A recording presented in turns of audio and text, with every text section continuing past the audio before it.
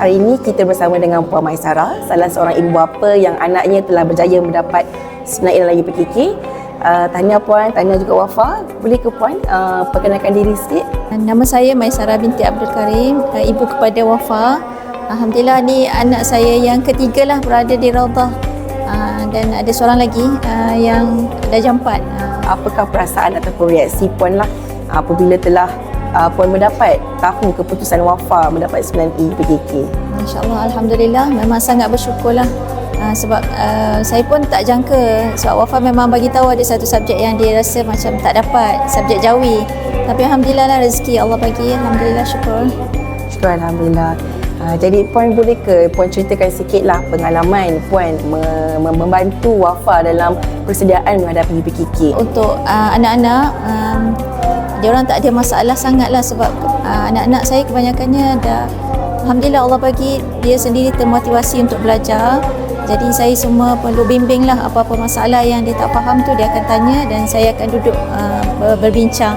Dan untuk subjek PKK ni kebanyakannya saya memang buat macam kehidupan seharian kita kan sebagai orang Islam. Jadi yang apa yang kita nak amalkan, yang tu yang saya ajar pada anak-anak. Sebagai parents ibu di Raudah ni, jadi saya nak tanya Puan lah, apa yang Puan rasa keistimewaan Puan menghantar Wafa di sini? Kenapa saya pilih Raudah? Sebab satunya bilangan pelajarnya sedikit dalam kelas, jadi cikgu boleh tumpu perhatian kepada pelajar dalam kelas lah.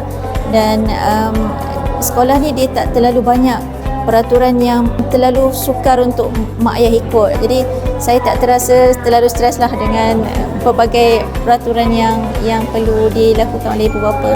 Kesungguhan daripada guru-guru jugalah. Saya sangat kagum lah, insyaAllah. Jadi sebenarnya saya nak minta jugalah Puan sama-sama mungkin boleh bagi satu kata-kata untuk rekomenkan kepada ibu bapa di luar untuk daftarkan anak di Raudah ni. Okay. Untuk ibu bapa di luar yang mencari pilihan sekolah yang bagus, jika berkemampuan saya cadangkanlah untuk hantar kat sini, sebab pelajarnya tak ramai dan kebanyakan pelajar sini terpilih lah untuk masuk ni.